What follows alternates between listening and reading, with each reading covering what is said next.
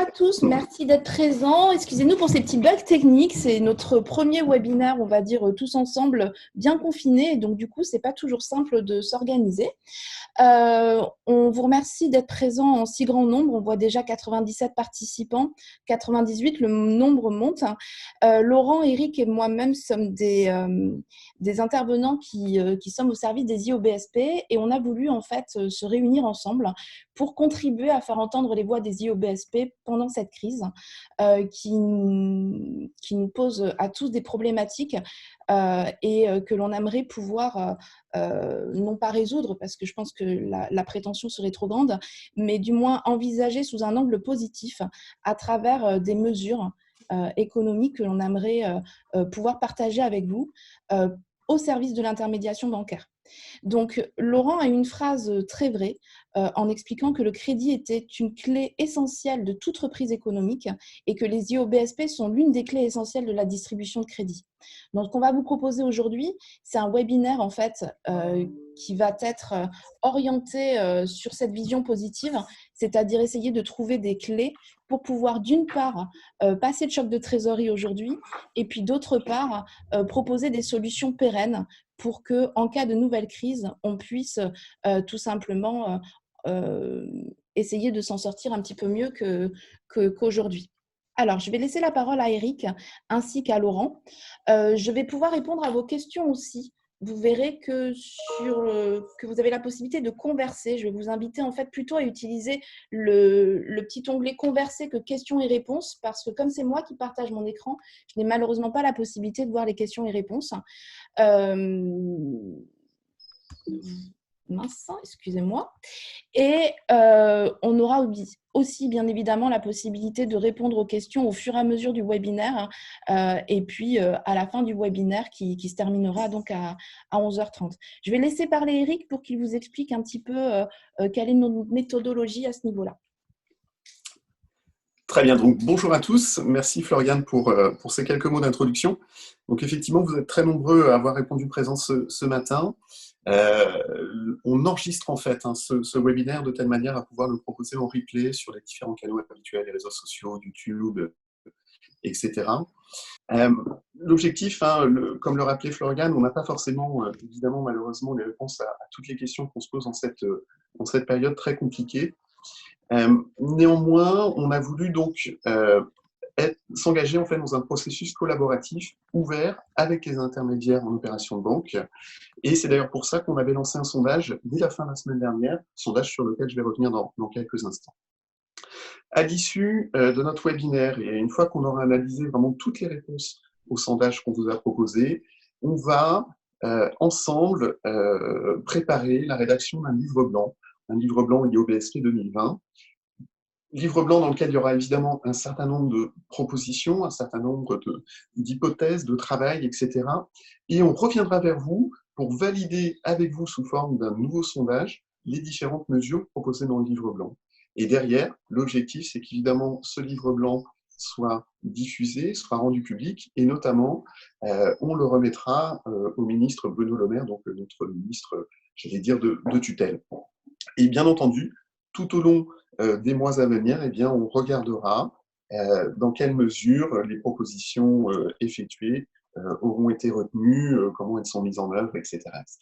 Voilà, donc sur la méthodologie, encore une fois, on insiste beaucoup avec Floriane et Maître Laurent Denis sur cette notion de processus collaboratif, parce que, comme le disait Floriane, on est à vos côtés, on n'est pas dans l'opérationnel du montage de dossiers, etc., mais que ce soit Floriane du côté de la formation, Laurent Denis du côté du conseil juridique, et puis moi-même au niveau de l'animation du blog et du fonctionnement de notre label, eh bien, on s'engage à vos côtés donc, pour vous accompagner dans cette période délicate et même évidemment bien au-delà. Alors, ce que je vous propose, c'est qu'on commence à regarder ensemble les premiers résultats du sondage que l'on vous a transmis, que l'on vous a soumis depuis vendredi. Sondage où vous avez été plus de 170 personnes à avoir répondu depuis vendredi midi.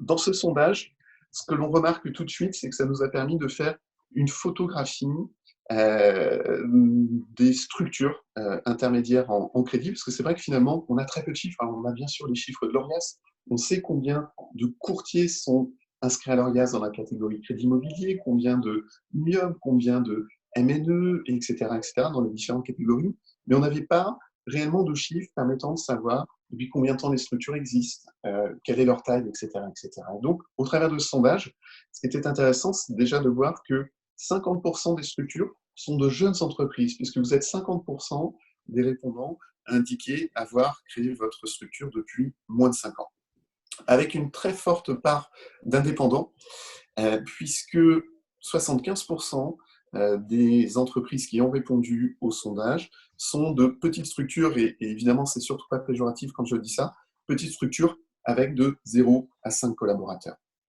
Et parmi les répondants, vous êtes une forte proportion à exercer l'activité de courtage en crédit immobilier, puisque c'était à peu près 83 ou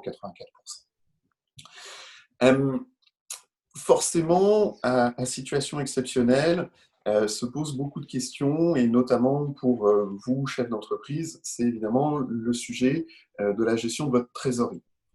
On a posé la question au travers de ce sondage pour savoir si vous rencontrez d'ores et déjà des difficultés de trésorerie, ou est-ce que vous risquez d'en connaître dans les prochaines semaines. Vous êtes seulement un tiers à indiquer ne pas rencontrer de difficultés de trésorerie, en tout cas à l'heure actuelle. En revanche, 13% d'entre vous en connaissent dès maintenant, et vous êtes même plus de 50% à estimer devoir rencontrer des difficultés de trésorerie à horizon 2 à 3 mois. Alors, peut-être Laurence, si tu veux commenter les quelques éléments relatifs aux prêts garantis, ce que nous a proposé le gouvernement en lien avec BPI. Oui, merci Eric. Bonjour à tous. Je ne voudrais pas prendre ces éléments par le détail sans vous donner d'abord peut-être un aperçu global, d'abord pour dire que, évidemment, on traverse tous, quelles que soient nos activités, une situation économique qui va être inédite et qui est absolument catastrophique. On fait deux constats là-dessus qui sont un peu lourds, mais encore une fois, l'objectif de notre démarche et de votre présence amicale dans ce webinaire, c'est de bouger, c'est de réagir, c'est de faire des propositions. La première, c'est que il y avait déjà à l'œuvre une stratégie globale qu'on pourrait qualifier d'épuisement économique des intermédiaires bancaires avant l'arrivée de la crise. La deuxième, c'est qu'en dépit des discours, et j'accepte bien volontiers toutes les discussions de salon là-dessus, en dépit des discours, aujourd'hui, les mesures économiques prises pour les entreprises sont absolument insuffisantes pour éviter la catastrophe. On peut prendre des mesures beaucoup plus dynamiques, et en particulier, il faut traiter spécifiquement le cas des IOBSP. On a tous été alertés puisqu'on parle de prêts garantis par l'État, des mesures d'exclusion absolument injustifiées. On voit bien que la spécificité des IOBSP n'est pas prise en compte, n'est pas émergente, n'est pas visible. C'est ça simplement qu'on cherche à faire avec votre aide, avec une idée très concrète mentionnée par Floriane et par Eric, qui est celle d'un livre blanc portant les demandes, des demandes très synthétiques et très concrètes pour les IOBSP. En ce qui concerne le prêt garanti par l'État, on voit bien que c'est une des mesures qui s'inscrit dans toute une série de mesures. On voit bien que ces mesures-là sont caractérisées par une chose très forte, qui est un soutien du bout des doigts, puisque leur caractéristique première, c'est simplement d'accumuler les charges et les dettes pour les reporter à on ne sait pas quand, un peu plus longtemps.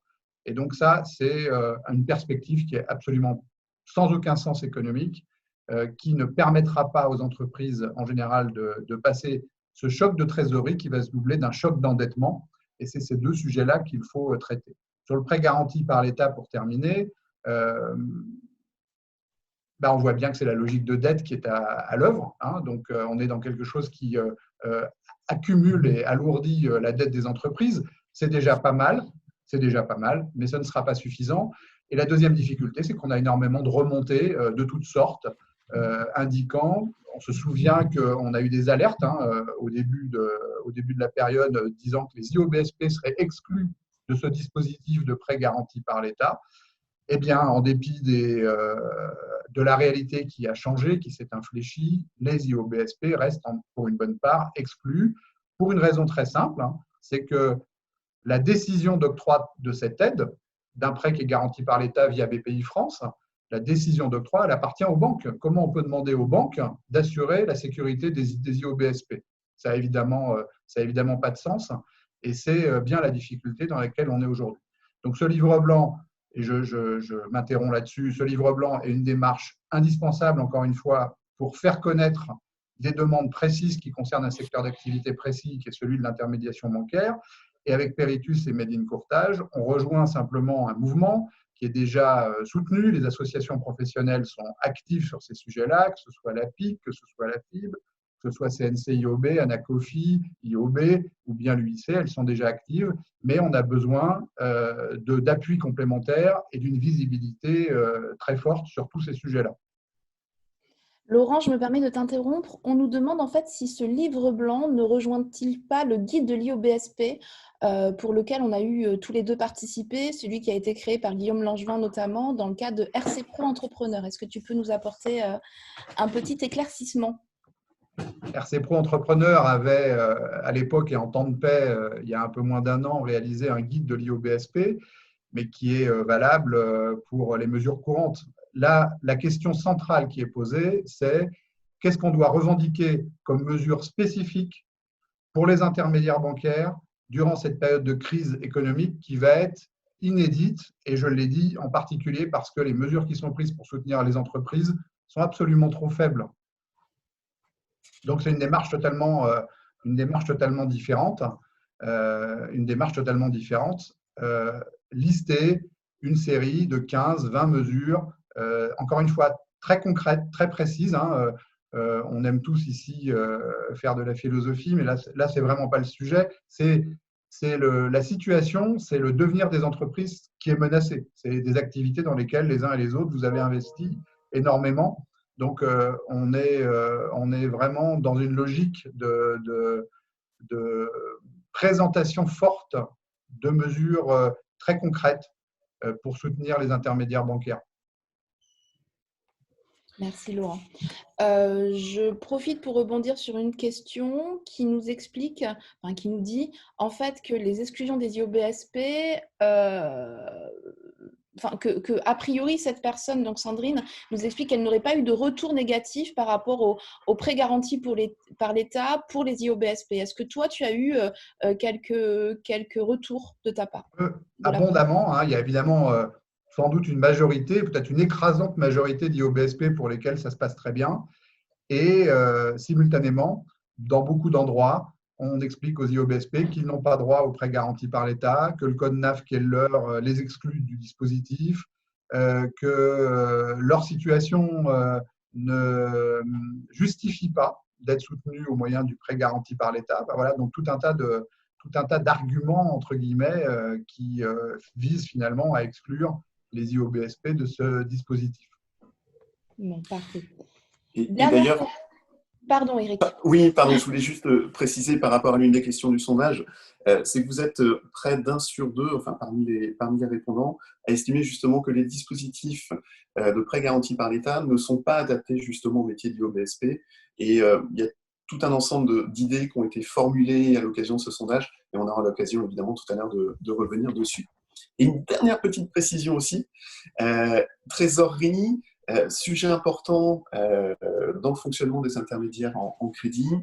Le chiffre d'affaires est composé de 2 choses, les honoraires clients d'une part et évidemment les commissions bancaires. Et vous êtes 3/4 des sondés à demander à ce que les banques accélèrent les délais de paiement des commissions bancaires qui parfois traînent des pieds jusqu'à 60 voire 90 jours dans un certain nombre de cas. Et effectivement, dans le livre blanc, ce sera l'une des recommandations fortes avec une demande d'application la plus rapide possible pour imposer une réduction des délais de paiement des commissions bancaires. Alors, je me permets juste de vous couper pour essayer de répondre à différentes questions qui ont toutes la même thématique. Il faut quand même rappeler qu'il y a une liberté bancaire dans l'octroi du crédit. Elle est rappelée par le Code monétaire et financier. Donc, il est compliqué, en fait, à mon sens, de vous dire quelles sont les banques qui ont accepté les IOBSP, que faire si la banque nous demande un prévisionnel sur 6 mois. Je pense que ça fait partie de sa liberté, entre guillemets, de pouvoir dire si oui ou non elle accepte malheureusement d'octroyer un crédit, enfin un prêt garanti par l'État.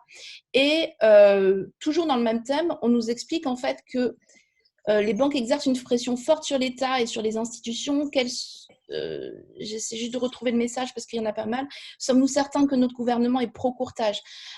C'est des questions difficiles à répondre. Laurent, qu'est-ce que tu en penses? La première question qui est assez essentielle, qui est celle de la liberté d'octroi du crédit de la banque. C'est justement contre ce principe-là qu'on veut s'élever. Tout à fait. La liberté d'octroi, c'est quelque chose qui est d'abord pas inscrit dans le Code monétaire et financier, qui est inscrit dans aucun texte en réalité législatif. C'est une jurisprudence qui dérive du droit civil et du droit général des contrats. Mais on passe là-dessus, peu importe, on la reconnaît, elle a du sens et il est difficile de la contester. Ce qu'on conteste, ce n'est pas la liberté d'octroi de crédit. Ce qu'on conteste, c'est la façon et les modalités dont ces dispositifs d'aide sont conçus en ce moment. Nous ne sommes pas en période où la banque a toute latitude, où le contexte économique est parfaitement paisible et classique et où la banque peut se permettre de sélectionner les entreprises. Ce dispositif avec des fonds publics, la banque est décideuse ici de fonds publics. Elle n'engage pas des fonds sur son propre bilan, puisqu'on a un double système de garantie, celui de BPI et celui de l'État. Donc, on doit avoir un système d'octroi qui est différent, sur la base de critères différents. Si les critères d'octroi de prêt assortis d'une liberté de prêt permettent à un dispositif exceptionnel de ne pas fonctionner et d'évincer les IOBSP, c'est juste pas acceptable. Philippe nous demande si il n'y a pas un modérateur à la Banque de France pour justement ces PGE. Alors, je voulais en dire un mot, effectivement, c'est une très bonne suggestion pour tout le monde. Dans les différentes mesures du dispositif, là, on a évoqué un peu plus longuement le prêt garanti par l'État et on a tous compris qu'on était dans cette situation où l'objectif général, c'est de faciliter la dette et l'étalement de la dette. Et ce qu'on essaie de soutenir, c'est qu'il faut qu'une partie de cette dette soit effacée au moyen de la dette publique, sans quoi les entreprises, notamment les IOBSP, ne se mettront pas en situation de reprise efficace. Et ce ne sera pas bon non plus, ni pour eux, bien sûr, ni pour l'économie. Dans ces différentes dispositions, il y en a une qui peut être utile à tout le monde en cas de difficulté, c'est ce que vous connaissez sans doute tous, qui s'appelle le médiateur du crédit. Il y a quelques années, la Banque de France avait créé, un peu sous la pression, ça remonte à 15-20 ans, c'était au moment d'une crise, d'ailleurs, de mémoire, ça me revient, au début des années 2000, la Banque de France avait créé un médiateur du crédit pour traiter les situations tensionnelles entre les prêteurs et les entreprises. Ce dispositif a été maintenu. Il a été maintenu en réalité parce que c'est aussi un point de vue qui est très critiquable, mais c'est le mien. Les banques ne soutiennent pas les entreprises. Et il y a en réalité en France, il y avait avant la crise une difficulté d'accès au crédit. C'est une réalité qui est absolument niée, y compris par la Banque de France. Mais peu importe aujourd'hui, ce médiateur du crédit existe. Il est spécialisé pour les relations entre les banques et les entreprises. La Banque de France n'a pas de médiateur dans d'autres domaines pour d'autres clientèles. Donc ça, c'est une bonne remarque, une bonne question et une bonne suggestion. Pensez ou ayez le réflexe de saisir le médiateur du crédit de la Banque de France en cas de difficulté de relation avec la banque. Et le deuxième réflexe, nous ne sommes pas dans un processus d'octroi ordinaire. Nous avons un dispositif de gestion de crise qui doit fonctionner comme tel et on ne demande pas à la banque d'avoir un avis sur qui mérite d'être aidé pendant la crise et qui ne mérite pas d'être aidé pendant la crise. Alors, on nous pose aussi des questions sur le fonds de solidarité qui est prévu et dont tous les décrets ne sont pas encore sortis, sauf erreur. Notamment, si les bénéfices ajoutés aux revenus du dirigeant ne peuvent excéder 60 000 € annuels, alors même que c'est la manière principale de rémunération du dirigeant. Alors, je ne comprends pas très bien la question, mais… Elle doit mais… toucher aux dividendes plutôt, non ? Voilà, mais est-ce que tu as eu des retours sur le fonds de solidarité si finalement les IOBSP, hier on me disait que pour le moment c'était un peu compliqué, notamment par rapport aux modalités d'appréciation liées au fait que c'est par rapport à mars 2019 et que le choc de trésorerie finalement risquerait d'arriver plutôt dans 2-3 mois pour les IOBSP. Est-ce que Eric, toi qui es en contact quotidien avec des IOBSP, tu sais si cette demande a été faite par nos confrères? Non, alors j'ai pas eu de retour concernant effectivement des demandes ou des constitutions de dossiers au Fonds de solidarité. Simplement, je reviens sur une des premières remarques du sondage. On est face à une population d'IOBSP qui pour beaucoup sont de jeunes structures, encore une fois, qui ont moins de 5 ans, et je crois qu'il y avait même 20 ou 25% des répondants qui étaient en phase de création depuis moins de 2 ans. Et forcément, comparer mars 2020 à mars 2019, ça n'a pas de sens, forcément pour des entreprises qui étaient en croissance, puisque de jeunes entreprises, et puis même au-delà de ça, comme on connaît tous le cycle de vie d'un dossier de prêt immobilier, forcément en mars 2020, le chiffre d'affaires ne va pas être encore impacté, ou peut-être de manière infime par rapport au choc de trésorerie que l'on attend pour avril, mais surtout mai-juin. Hein. Et d'ailleurs, c'est pour cela aussi, je pense que, comment dire, que peu de gens ont, à l'heure actuelle, d'ores et déjà entamé les démarches auprès de la banque pour solliciter un prêt garanti par l'État, puisque justement, il n'y a pas de possibilité réelle aujourd'hui de démontrer une baisse de chiffre d'affaires importante entre mars 2020 et mars 2019, parce que c'est inhérent au cycle de vie économique de notre métier. Je pense que ça répond aussi à la question d'Amélie qui nous dit qu'il est très difficile de faire des prévisionnels à 6 mois déjà dans des circonstances normales. Oui. Et dans ces circonstances de crise, vous confirmez tous les deux, j'imagine que la difficulté est plus grande. Tout à fait. Tout à fait. Et d'ailleurs, c'est une question que nous avons posée aux IOBSP pour, selon eux, connaître l'impact de la crise sur leur chiffre d'affaires. Et il y a plus de 90% des structures qui estiment que la crise actuelle va entraîner une chute de chiffre d'affaires supérieure à 10%. Donc, 90% estiment une chute de au moins 10%, et même 2/3 des sondés qui craignent une perte supérieure à 20%. Sauf que cette perte, elle sera matérialisée qu'à partir du début de l'été, finalement. Alors, je vais vous poser une dernière question avant de passer à la slide suivante. Une inquiétude qui apparaît, c'est celle que certaines banques pourraient profiter finalement de la crise pour couper les partenariats avec certains courtiers. Oui, alors c'est quelque chose qu'on a mentionné rapidement tout à l'heure. Il faut se souvenir de la situation dans laquelle les IOBSP sont entrés dans cette période de secousse monumentale, ce que j'ai qualifié tout à l'heure de stratégie d'épuisement économique des IOBSP. Depuis la fin de l'année, le mois de décembre, je passe rapidement sur des faits et des informations que tout le monde connaît. Donc, on a aujourd'hui clairement des banques qui profitent de la situation pour ne pas faciliter la tâche des IOBSP. Donc, on avait engagé juste avant la crise différentes mesures à la demande d'intermédiaires bancaires pour forcer les banques à reconnaître le travail des IOBSP, en particulier à ne pas discriminer les demandes de crédit de clients passant ou ayant choisi de passer par des IOBSP. Même chose pour mémoire pour la liberté de l'assurance emprunteur d'une façon générale, la liberté de proposer et de distribuer de l'assurance emprunteur. Donc, bien sûr qu'on a des banques qui sont actives pour profiter de la situation et pour ralentir ou rendre plus difficile l'activité des IOBSP, puisque c'était la mentalité générale et l'approche avec laquelle on est entré dans la crise. C'est aussi la raison pour laquelle les IOBSP ont besoin d'un soutien particulier et spécifique, plus visible. Éric Debèze a souligné juste à l'instant en quoi, par exemple, et on l'a sur le document, le mécanisme du fonds de solidarité n'est pas adapté, ne correspond pas à l'activité des IOBSP. Voilà, on a aujourd'hui plusieurs remarques qui ne sont pas acceptables de banques qui refusent de traiter des dossiers d'IOBSP, ça c'est assez classique, mais là, en prenant prétexte de la situation de crise, d'accords de principe qui sont purement et simplement annulés, voilà, de contrats qui peuvent être ou d'offres qui peuvent être déjà émises et qui sont gelées. Donc, c'est évidemment des choses contre lesquelles il faut se battre. Et encore une fois, nous, Floriane l'a dit en introduction, on n'a pas la prétention d'apporter des réponses miracles à une solution particulièrement difficile. On dit simplement qu'il faut se battre. Il faut se battre avec une démarche très claire, celle d'un livre blanc, explicite, précis, et pour la diffusion duquel, on y reviendra à la fin de notre échange, on a besoin de votre aide et de votre appui. Alors justement, par rapport à ce livre blanc, le but, c'est d'essayer de créer un cadre de redressement et de résolution de crise pour les IOBSP.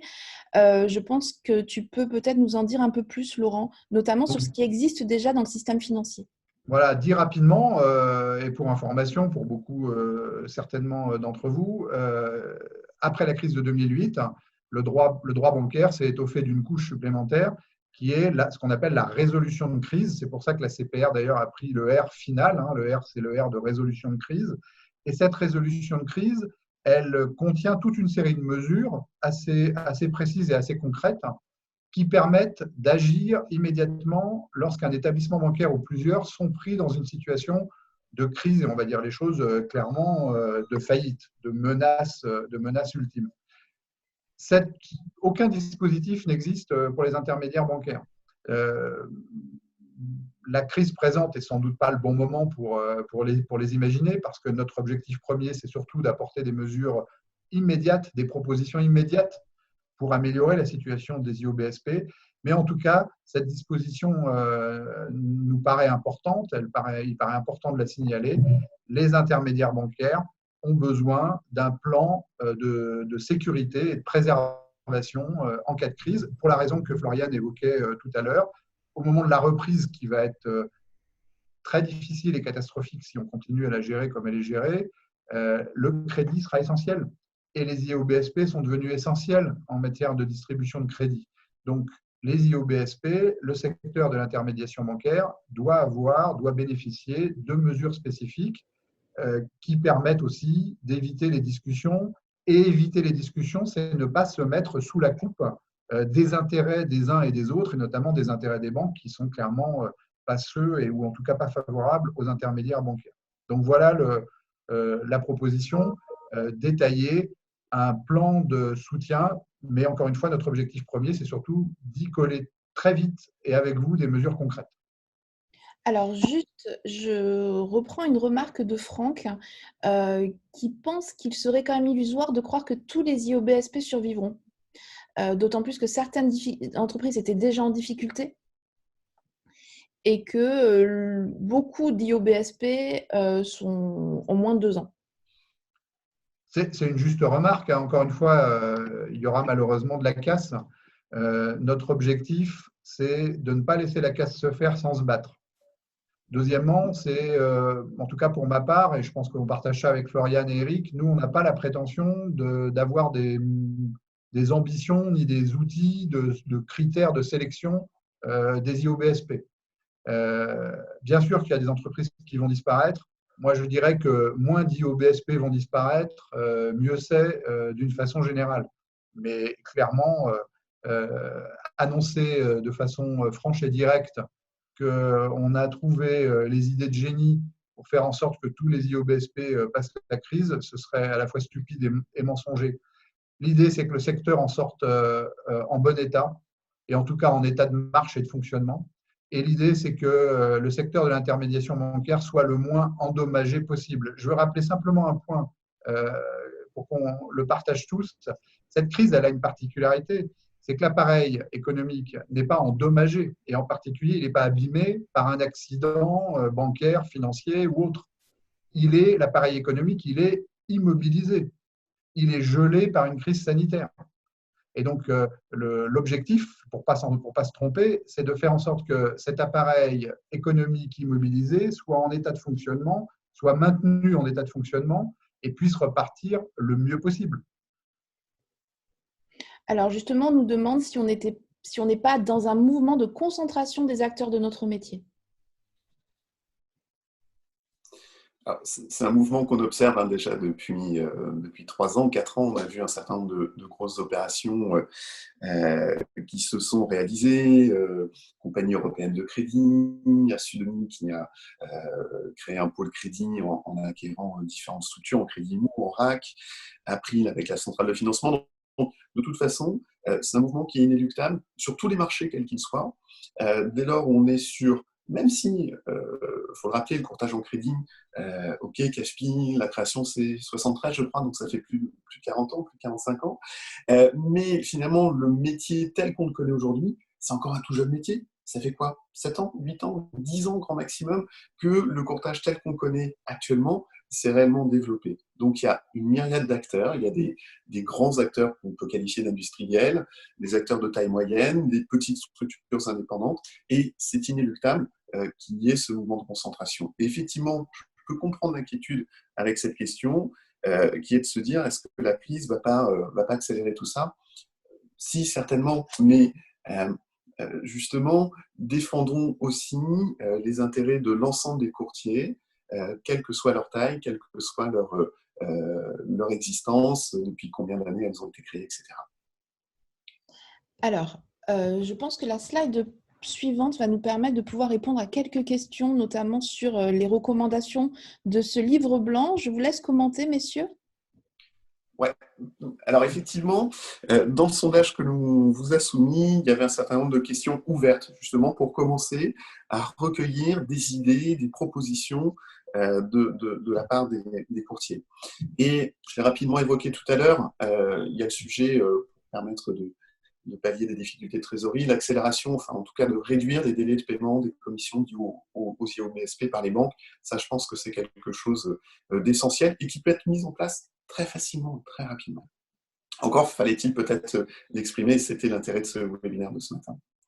Il y a un autre sujet qui est aussi de préparer la reprise. Je note au passage que seulement 20% des sondés se disent optimistes quant à la reprise. Donc ça veut dire qu'il y a quand même 80%, la majorité, l'immense majorité des courtiers qui s'inquiètent sur la reprise. Quand on dit reprise, je pense que tout le monde a à l'esprit la reprise du marché de l'immobilier et donc du crédit immobilier derrière. Et quelque chose que l'on voit, et je sais qu'il y a beaucoup d'acteurs qui dénoncent cette pratique ou cette situation depuis plusieurs trimestres, c'est la réforme du taux d'usure qui conduit aujourd'hui à exclure de nombreux emprunteurs, de nombreux candidats à l'emprunt, les exclure de la possibilité de souscrire un crédit immobilier. Laurent, peut-être tu peux commenter cette notion de taux d'usure et les conséquences qu'elle entraîne. Bien sûr, on peut en dire un mot, mais tu as dit clairement les choses. L'idée générale de ces premières propositions qui sont à compléter, la première, on l'a dit tout à l'heure, c'est de porter des propositions très concrètes, très simples, très explicites.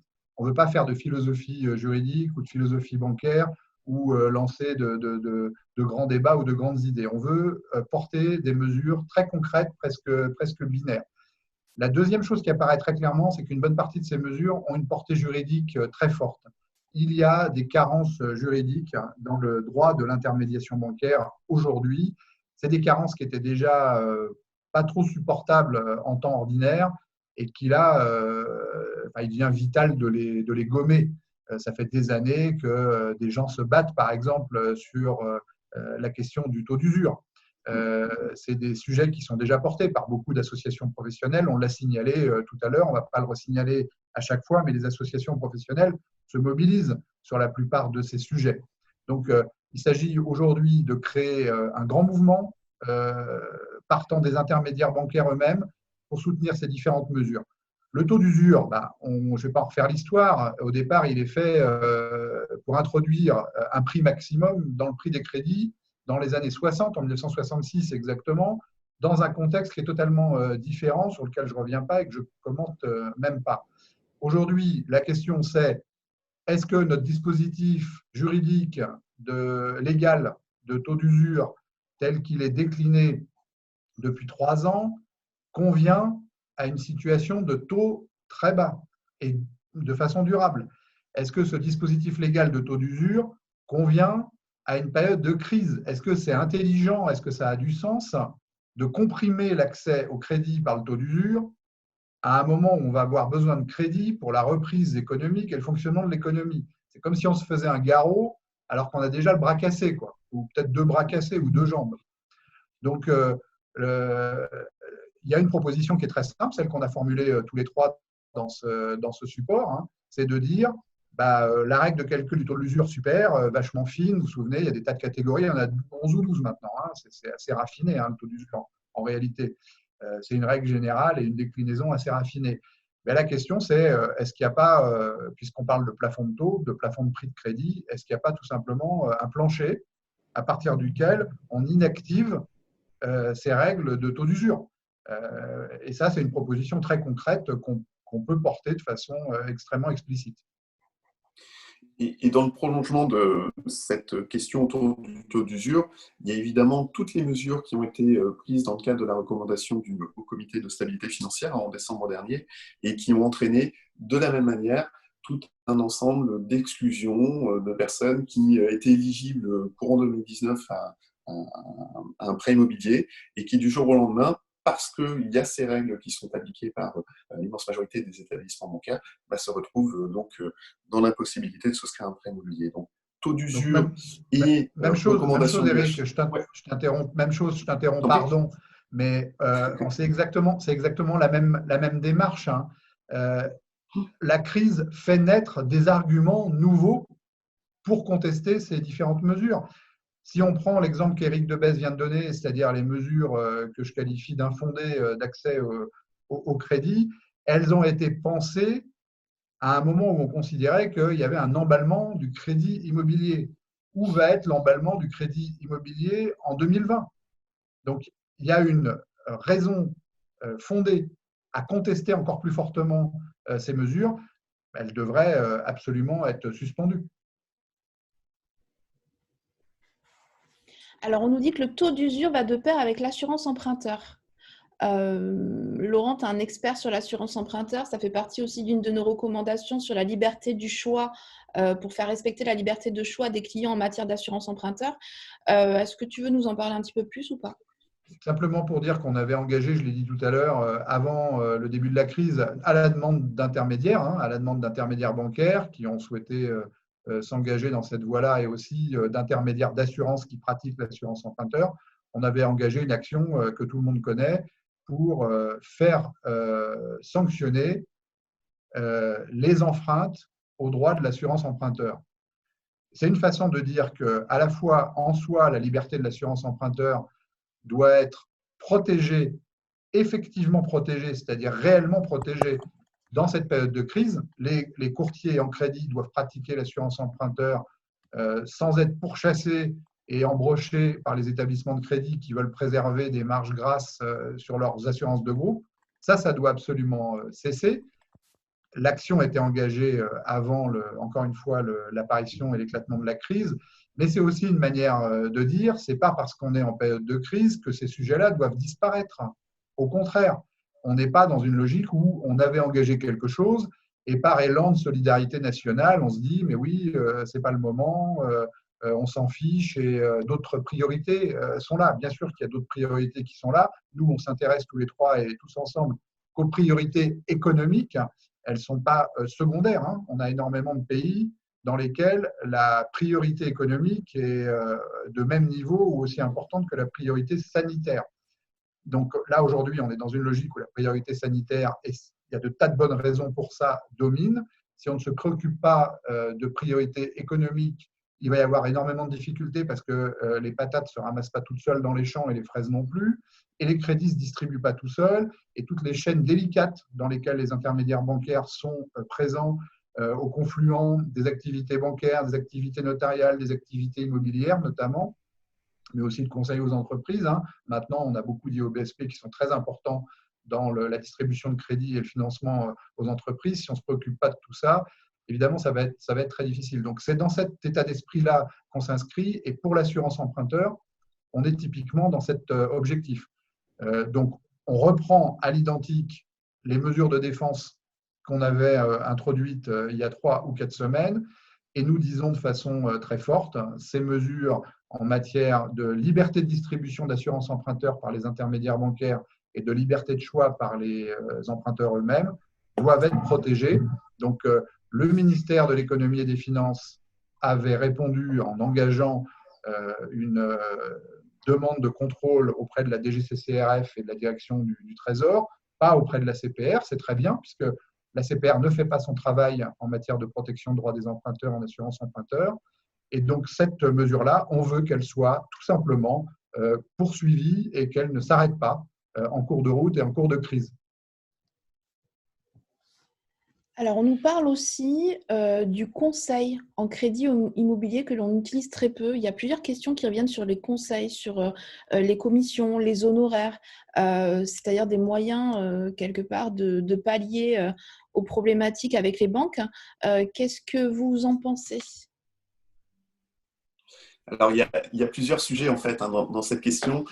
Juste peut-être pour refaire l'historique de la notion de prestation de services de conseil indépendant, c'est dans le cadre, Laurent Denis, hein, tu m'arrêtes si j'ai une bêtise, mais c'était dans le cadre d'une transposition d'une directive européenne qui a été introduite, donc cette possibilité de se livrer aux services de conseil indépendant.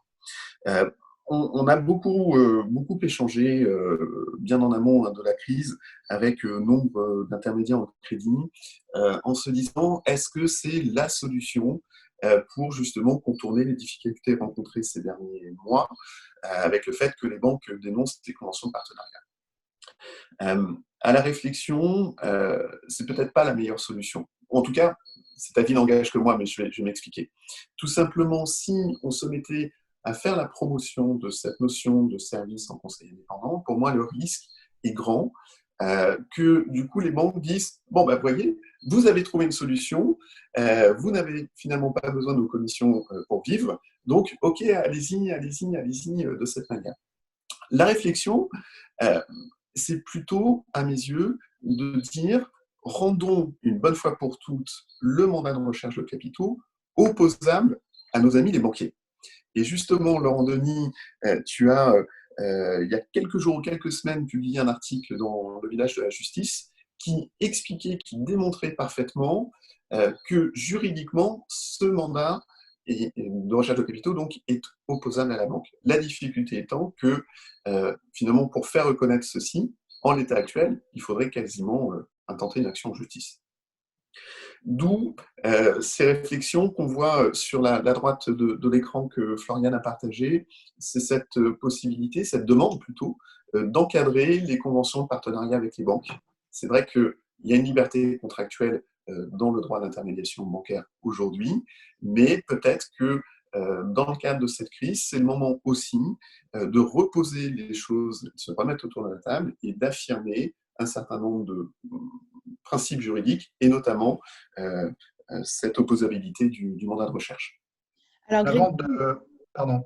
Grégory nous dit aussi que les délais de paiement des banques sont indiqués noir sur blanc sur les conventions bancaires. En encadrant justement ces conventions de partenariat, ça nous permettrait de pouvoir réduire ces délais de paiement et ces problématiques. Un des principaux et seuls avantages des conventions de partenariat, c'est de contractualiser les mesures de paiement et les modalités de paiement. Le deuxième avantage accessoire, ça peut être d'y introduire le rappel de différentes libertés ou des libertés de l'intermédiaire bancaire. On avait demandé que l'ACPR émette une recommandation sur ces conventions de partenariat de façon à y inclure le rappel, par exemple, de la liberté du courtier en assurance emprunteur. Sur la question du mandat, enfin de l'approche ou de la prestation de conseil versus la prestation du mandat de recherche de capitaux, Eric a tout à fait précisément dit les choses. L'avantage de la prestation de conseil en crédit immobilier, c'est que c'est un droit européen issu d'une législation européenne, une directive européenne. Donc ça a un côté puissant que n'a pas le mandat de recherche de capitaux, qui est une fabrication du laboratoire contractuel français. L'inconvénient du service de conseil en crédit immobilier, Eric l'a dit, c'est qu'il y a un renoncement d'emblée à la rémunération de la banque. La bonne réponse, ou en tout cas la bonne voie, elle est sans doute dans le mariage habile des deux. Les intermédiaires bancaires qui aujourd'hui utilisent ou ont recours au service de conseil en crédit immobilier l'utilisent soit pour des clients qui ne souhaitent pas que l'intermédiaire ait des relations avec la banque et qui veulent avoir du conseil et de l'expertise quand même, soit auprès de banques dont on sait que de toute façon, elles n'acceptent pas de rémunérer l'intermédiaire bancaire.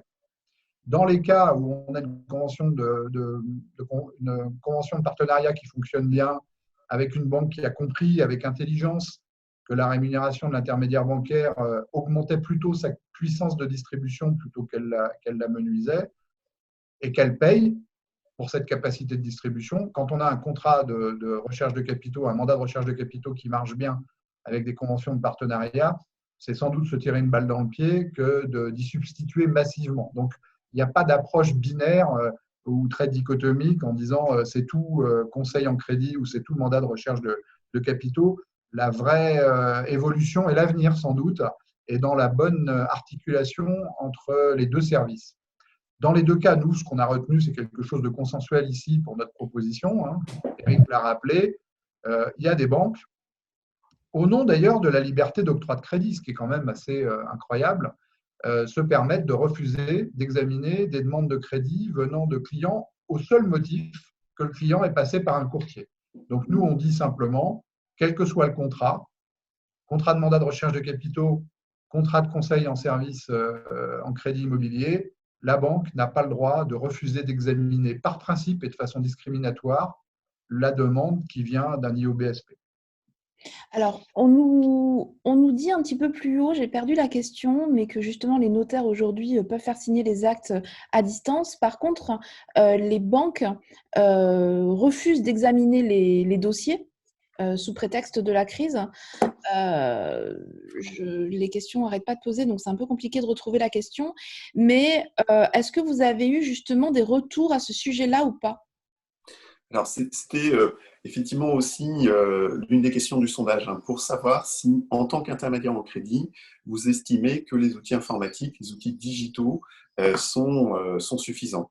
Alors, sur les outils métiers que vous utilisez, je ne vais pas citer de marque ici, mais j'ai vu dans les questions qu'il y a quelques éditeurs de solutions qui assistent à notre webinaire de ce matin. Mais en tout cas, donc 87% des intermédiaires estiment que les outils informatiques qu'ils utilisent au quotidien sont adaptés, y compris au type de situation que nous rencontrons actuellement. La seule remarque, c'est que certains outils aujourd'hui ne proposent pas d'outils de signature électronique. On pense notamment à la signature du mandat de recherche de capitaux, etc., etc. Donc il y a une demande forte qui est faite par les utilisateurs auprès des éditeurs de logiciels pour intégrer des solutions de signature électronique dans leurs outils.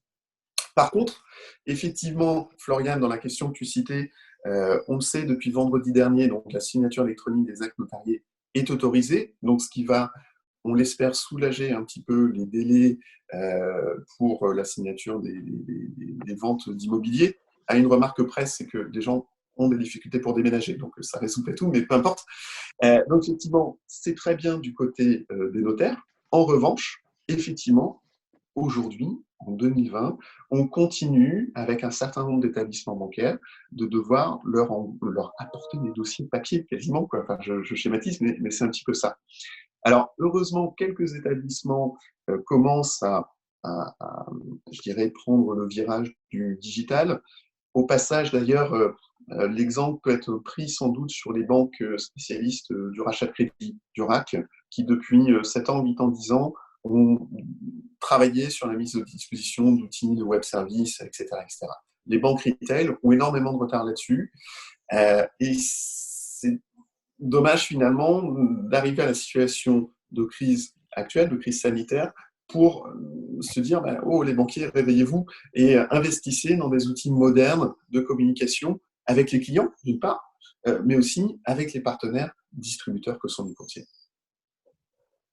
Ce que souligne Eric, c'est un point assez important. On voit dans les mesures concrètes, pratiques, susceptibles de préserver les intermédiaires bancaires et le secteur de l'intermédiation bancaire, qu'il y a des mesures de nature juridique, on en a commenté quelques-unes, il y a des mesures de nature économique, mais qui concernent les pouvoirs publics, et puis il y a une troisième catégorie, ce sont des mesures de nature purement professionnelle ou intra-professionnelle, ce qu'Éric Debèze vient de décrire.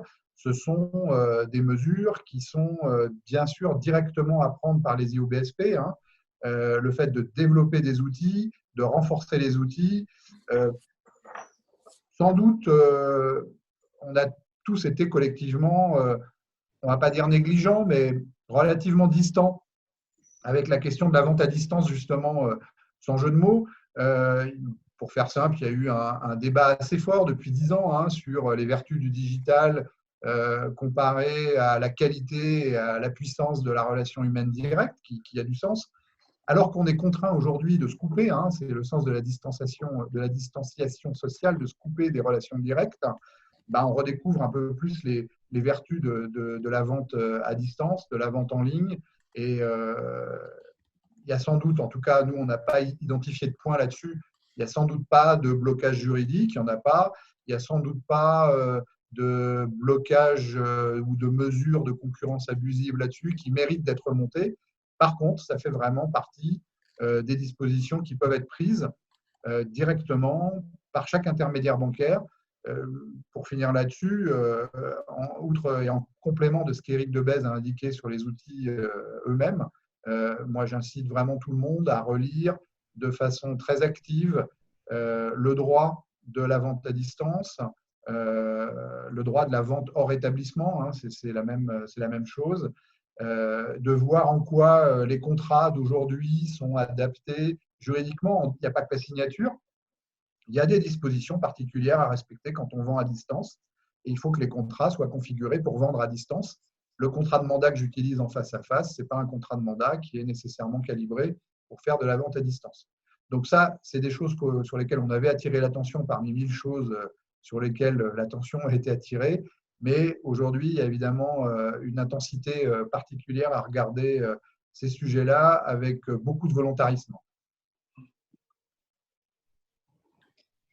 Alors, dans les suggestions, ou plutôt dans les questions, on nous demande, quand la banque accepte aujourd'hui d'analyser le dossier, sans convention de partenariat, est-elle dans l'obligation de nous intégrer dans la FIS et dans le TAEG?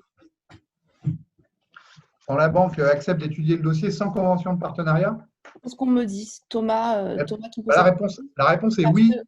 Oui. À partir du moment où il y a un intermédiaire qui est présent, à partir du moment où un intermédiaire est présent, à partir du moment où un intermédiaire agit, déploie son dispositif contractuel, son service, sa rémunération, eh bien, il doit être, notamment en crédit immobilier aux particuliers, hein, puisque c'est ça le sujet, il doit être présent dans le cartouche numéro 2 de la fiche d'information standardisée européenne, la FIS. C'est l'occasion de redire une chose qui n'est pas forcément bien claire pour tout le monde. Le droit de l'intermédiation bancaire et le code monétaire et financier ne font aucunement mention de la convention de partenariat.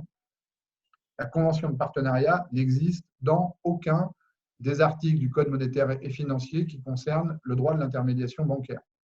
Donc, on est ici dans le droit du crédit. Le droit du crédit regarde simplement s'il y a présence d'un intermédiaire ou pas présence d'un intermédiaire, prévoit une fiche standardisée à laquelle on n'a pas le droit de toucher. Dès qu'il y a un intermédiaire, quel que soit le schéma contractuel de relation avec la banque, quel que soit le schéma tout court de relation avec la banque, quel que soit le point de vue que la banque peut avoir sur le travail de l'IOBSP, l'IOBSP doit être présent dans la FIS dès lors que le client est passé par un IOBSP. Alors, des banques refusent de prendre des dossiers lorsqu'il n'y a pas de convention. Comment peut-on agir? Justement, je pense que ça répond à ce que tu viens de dire.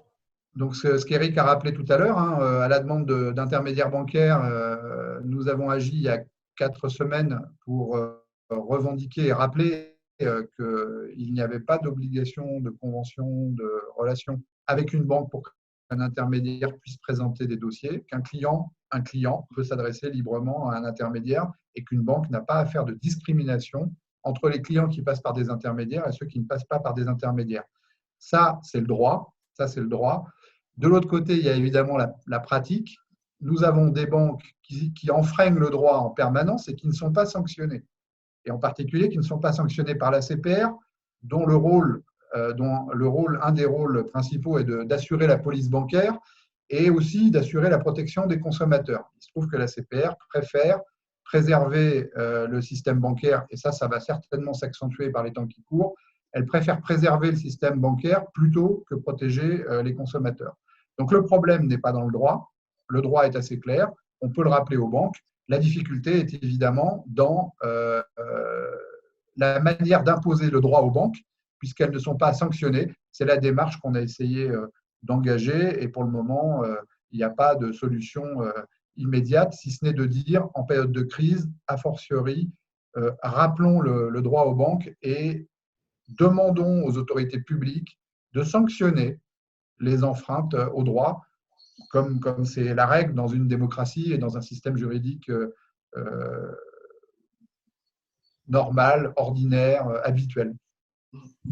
Je pense que ça répond justement à certaines préoccupations qui nous disent bon, ben, il y a le droit et en même temps il y a la pratique et qu'en pratique les banques refusent les dossiers ou en pratique en fait les banques font un meilleur taux à leurs clients. Il y a pas mal de remarques comme ça qui émanent des différents commentaires sur le chat. La réponse n'est pas simple, elle est de ne pas baisser les bras, d'écrire aux banques.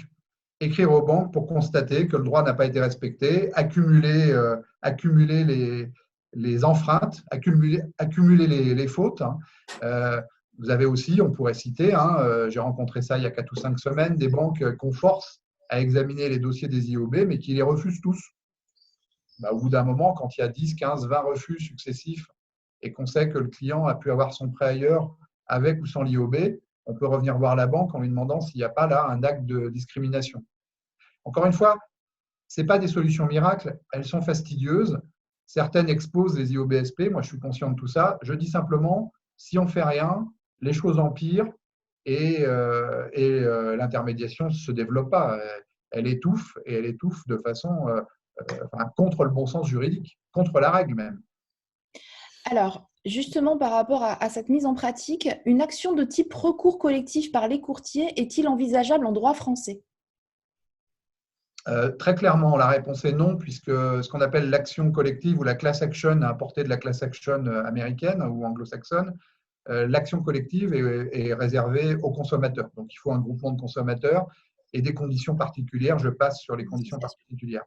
En revanche, dire les intermédiaires bancaires peuvent pratiquer une action collective au moyen d'un ensemble d'actions individuelles de même nature, concertées, ça a du sens et c'est très efficace. Alors, la seule difficulté pratique, clairement, c'est que dans toutes les démarches, notamment celles que j'ai portées ou d'autres, celles que portent les associations notamment, des labels ou des enseignes elles-mêmes directement, on peut préserver l'anonymat des intermédiaires. Dans une action judiciaire, la première chose à avoir à l'esprit, c'est qu'il ne peut pas y avoir d'action judiciaire, y compris concertée, pour ne pas employer le terme d'action collective ou de class action, il ne peut pas évidemment d'avoir d'action judiciaire anonyme. Quand on va au tribunal, on y va en citant les parties pour lesquelles on se trouve au tribunal. Alors justement, dans les suggestions, et avant de terminer ce webinaire, dans quelques minutes, est-ce que Eric, tu as de ton côté des choses qui ont été rajoutées par rapport à ce qu'on vient de dire ? Oui, il y a effectivement quelques notes d'optimisme de la part de certains des participants de ce matin, notamment sur le fait que quand la situation de confinement va être levée, que l'économie va repartir, plusieurs personnes notaient c'est à ce moment-là que les banques vont avoir besoin des courtiers.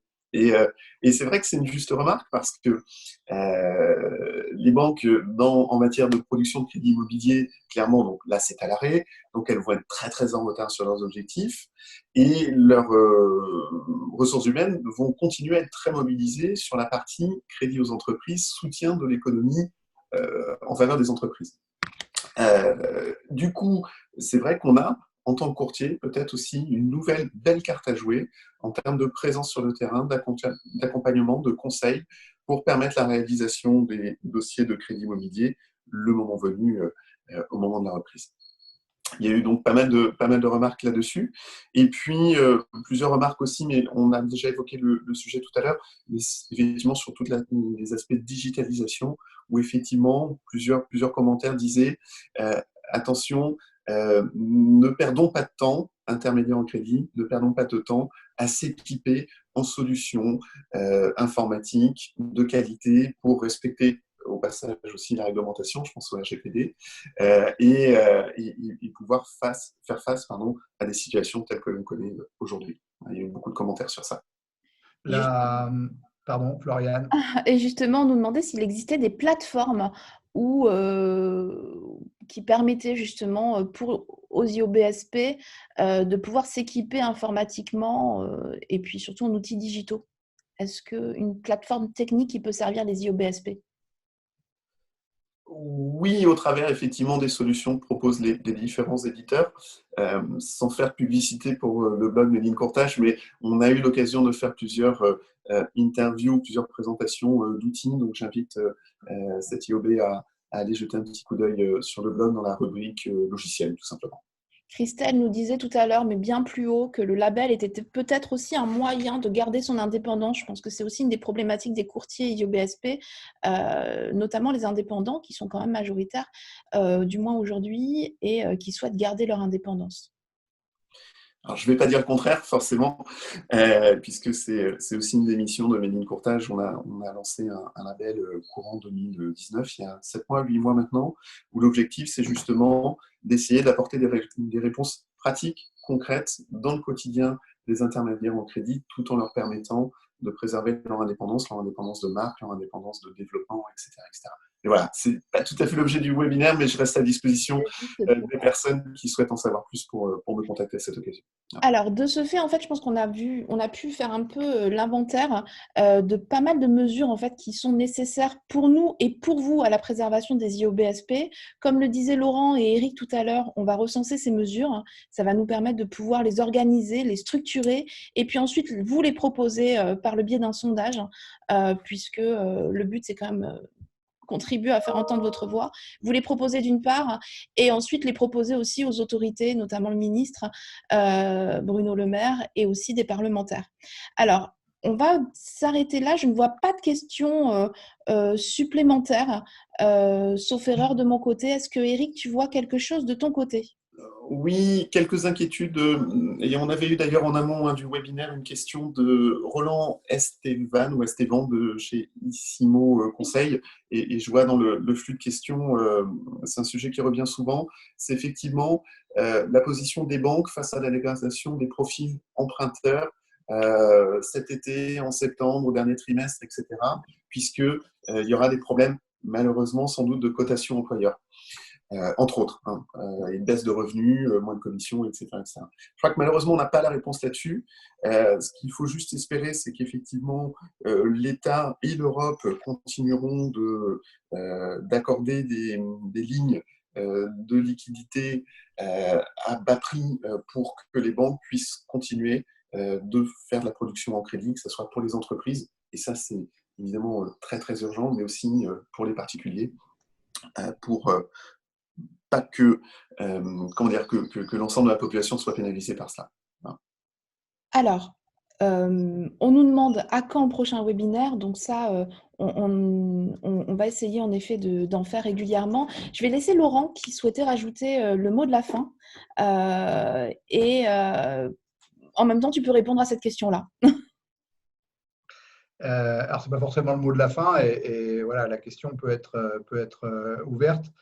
On a besoin de votre soutien. Vous êtes très nombreux aujourd'hui. D'ailleurs, on est conscients tous les trois du caractère un peu frustrant de la mécanique de questions par écrit. Mais vous êtes très nombreux et on n'a malheureusement pas d'autre choix technique. Ces questions seront toutes et vos observations seront toutes conservées et prises en considération. On a besoin de votre soutien. Vous êtes déjà très présents. On a besoin de votre soutien pour compléter les différentes mesures. Nous allons proposer un premier projet de ce livre blanc IOBSP 2020. Nous le ferons valider. Nous vous le soumettrons. Nous soumettrons à tous ceux qui veulent y contribuer parce que c'est un projet totalement coopératif et totalement ouvert. Et donc, on peut imaginer un webinaire, effectivement une prochaine conférence pour en fixer les limites définitives. Et la chose importante, c'est que nous reviendrons sur ce point-là, nous aurons également besoin de chaque IOBSP pour aider à la diffusion, à la dissémination de ce livre blanc. Par exemple, très concrètement, nous, on a prévu de le remettre au ministre de l'Économie et des Finances. Vous êtes tous en relation avec des députés dans vos différentes régions, généralement des parlementaires qui sont attachés au développement économique et au développement régional. Ce serait vraiment très efficace que chacun puisse transmettre ce livre blanc à son député ou à son sénateur ou à plusieurs une fois que le document sera prêt. La conclusion ultime, c'est qu'on voit bien, à travers vos questions, qu'il y a dans l'intermédiation bancaire quelque chose qu'on connaît tous, c'est une forme d'énergie bancaire extraordinaire. une énergie bancaire extraordinaire qui se déploie depuis des années. Nous, on cherche simplement à montrer que cette énergie bancaire, elle est toujours présente en période de crise et qu'elle est tournée vers un seul objectif, la reprise économique au service le plus large possible de l'économie et des consommateurs. Alors, Angéline, je vois une nouvelle proposition, nouer un accord avec les associations de consommateurs qui peuvent nous apporter un soutien dans cette démarche et bénéficiant déjà de leur entrée dans les ministères. Comme on vous le disait, en fait, on reste disponible tous les trois, justement, à la fois via le sondage que l'on vous fera parvenir, et puis sur nos adresses mail respectives pour collecter la suite des éventuelles propositions que vous auriez. Le temps fait que, et l'organisation de ce webinaire fait que, comme le disait Laurent, on va être obligé de clôturer là. Merci à tous pour votre participation. Je pense qu'elle a été très utile. Elle nous a été très utile pour vous entendre et puis en espérant aussi qu'on puisse faire valoir vos voix correctement. On vous remercie à tous et puis on vous dit à très vite parce qu'on vous tiendra au courant bien évidemment de l'avancée de tout ceci.